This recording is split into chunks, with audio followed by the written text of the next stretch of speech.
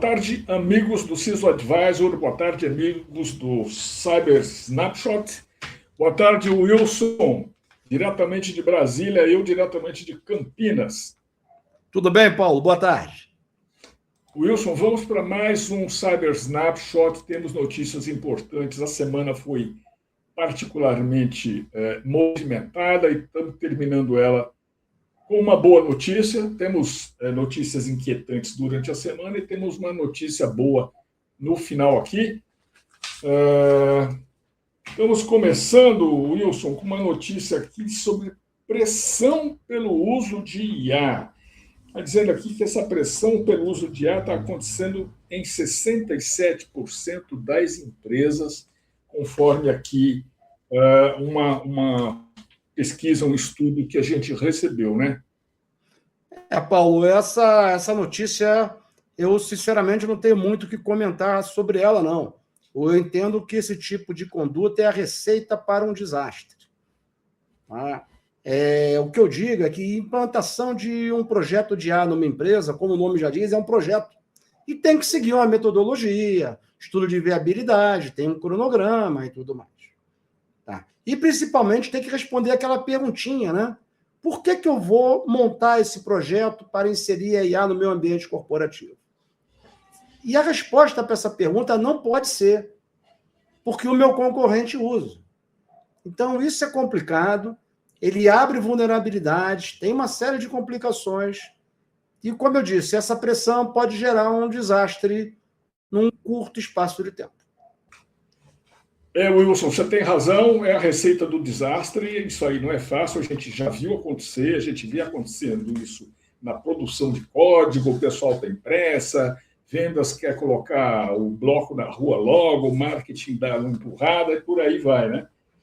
Mas a gente tem um outro tema aqui interessante, inquietante, que é o seguinte, o Banco Central publicou agora uma resolução e está exigindo seguro cibernético para quem opera aquelas conexões para a plataforma do Pix. Você viu isso, né? Tenho visto, Paulo, isso aí é o tipo de uma determinação, de uma regulação inserida no contexto de gestão de terceiras partes, gestão de partes relacionadas. Mas aqui eu tenho uma pergunta, é uma surpresa para mim. Será que essas empresas não tinham seguro? Fazendo conexão entre Banco Central e um banco, um agente de pagamento, o dono da porta, o dono do caminho dessa conexão, ele não tinha um seguro? Isso é um problema sério. Como é que está essa gestão de terceiras partes realizadas aí pelas empresas do segmento financeiro, né? Esse é um ponto. Isso a gente não sabe como é que é.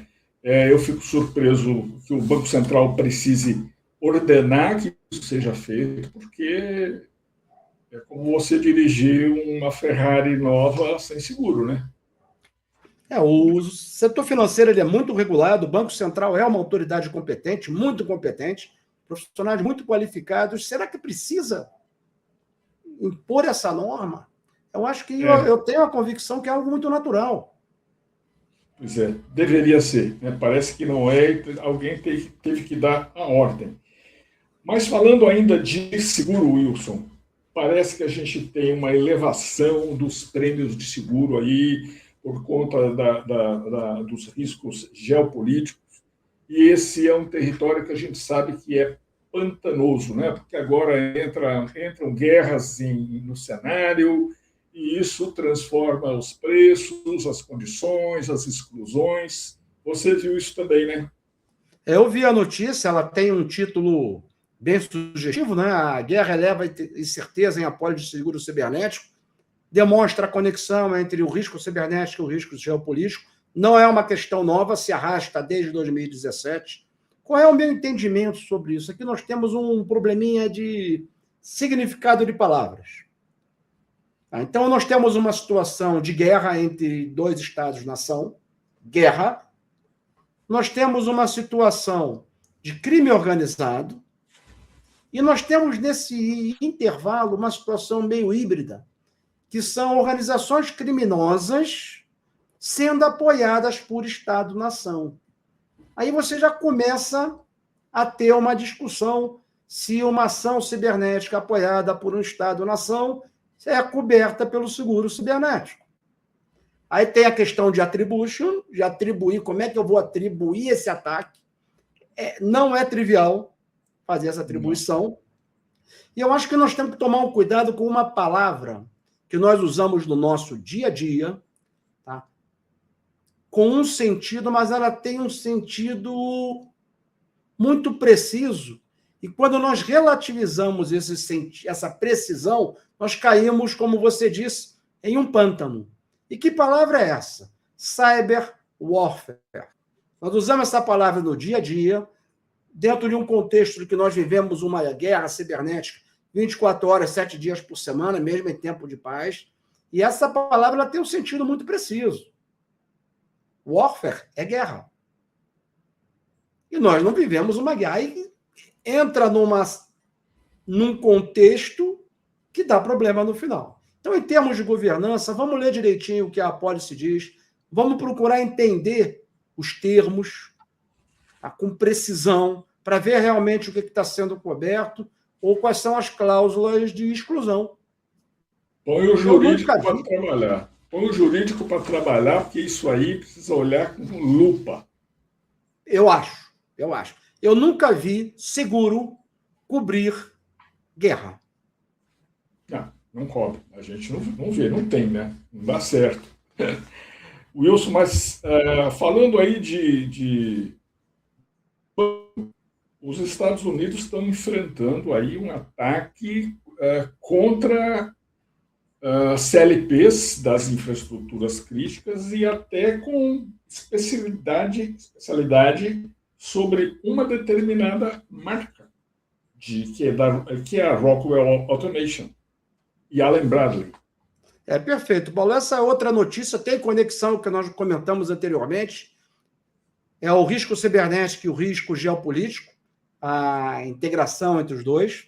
O que me chama bastante atenção nesta notícia é o seguinte, é o foco em uma determinada marca. E isso ratifica aquele nosso pressuposto, que eu digo sempre, que hoje o agente de ameaça, o ator de ameaça, ele está se especializando em determinados ativos, determinados devices.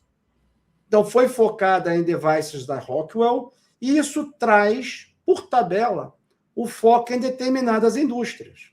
Nesse caso, foi suprimento d'água, água e saneamento. Então, como eu costumo dizer, os atores de ameaça estão se especializando cada vez mais, não apenas táticas técnicas e procedimentos mais sofisticados, como em setores industriais e marca. E um outro ponto, né, da notícia. No final dela tem algumas recomendações. Quando você começa a ler as recomendações, elas são recomendações muito básicas e que funcionam. E a primeira delas é aquele velho chavão que nós já conhecemos, remover PLC da exposição direta à internet. Ponto. Todo mundo sabe. Tem que tirar. Como a gente diz, entre aspas, tira da tomada, né?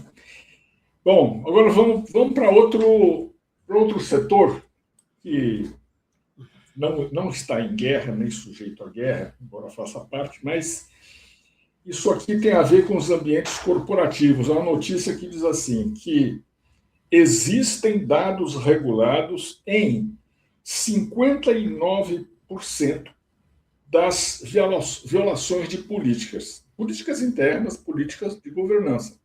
59% dessas violações têm dado regulado. Olha a encrenca. Olha, Paulo, eu não me surpreendo. Eu acho que o número está até modesto. Né? Pode ser maior esse número. Porque dado regulado é aquele dado que realmente passa na cabeça do gestor. Foi um relatório feito por uma empresa e ele aborda o setor financeiro. Que dado regulado é esse? Informações financeiras pessoais e financeiras de clientes. Basicamente isso. E esse relatório, mais adiante, ele faz um comentário interessante, que é o seguinte: 2 comentários complexos. O maior risco hoje está na mistura entre ambientes pessoais e corporativos. Infelizmente, não é hoje. Não, isso não é coisa nova. Tem nada de novo aí. E a outra, tem uma observação que a adoção da inteligência artificial generativa amplia o número de caminhos pelos quais os dados sensíveis podem ser expostos. E aí choveu no molhado. São dados que são de conhecimento público. São dados que não tem muita coisa de novo. Então, eu acho que esse relatório apenas ratifica coisas que nós já conhecemos. É interessante ler? Sim, é muito interessante, porque, às vezes, o óbvio precisa ser dito. E mais do que isso, além de ser dito, precisa ser escrito, porque, às vezes, as pessoas não acreditam. Eu acho que tem, talvez fossem necessárias algumas outras observações, principalmente essa de que isso aí não é novo. Aquele negócio de você utilizar bring your own device para dentro da companhia e usar o seu own device dentro da companhia dá problema, a gente sabe exatamente disso que está sendo falado aqui. Paulo, vou fazer até um gancho, né? Vou aproveitar o momento atual, vou voltar ao velho problema de imposto de renda. Sim. Nós não temos que ter em computadores corporativos o aplicativo do imposto de renda de pessoa física. Ponto. Então, essa mistura, isso dá problema, não é novo. E se nós pensarmos bem, Paulo, que nós falamos hoje, e não apenas hoje, mas nos outros snapshots, não tem pouca novidade. É apenas batendo na mesma tecla. Governança, gestão de risco e compliance. No fundo, é tudo a mesma coisa. Bom, em compensação, nós fechamos a semana aqui, nós dois ontem participamos de um webinar que foi muito bacana, muito bom, sobre um tema, foi o relatório anual de CVEs da NetSensor, do qual nós dois participamos, junto com o André Barreto, que é o CEO da NetSensor, e o Emílio, que é professor da Numa Federal do Rio de Janeiro. Olha, Paulo, esse evento de ontem, eu vou dizer para você o seguinte, já te falei isso várias vezes, falei com o próprio André, eu gostei muito do relatório. Tá? Eu não costumo jogar confete de graça, não. Gostei muito do relatório por uma série de motivos, feito por uma empresa brasileira, tratando de um tema relevante. Então, nós temos, por justiça, o dever de comentar aqui, cumprimentar não apenas o André, mas todo o time da NetSensor pelo trabalho realizado. Não vou dar nenhum spoiler do relatório aqui, eu vou dizer apenas o seguinte: leiam o relatório. Muita informação útil, tá? Para gestores como para times técnicos, vale muito a pena ler. Mais uma vez, André e seu time, meus parabéns. Legal, legal. Eu assino embaixo também. E embaixo deste vídeo vou colocar o endereço para quem quiser fazer o download do relatório lá no site da NetSensor.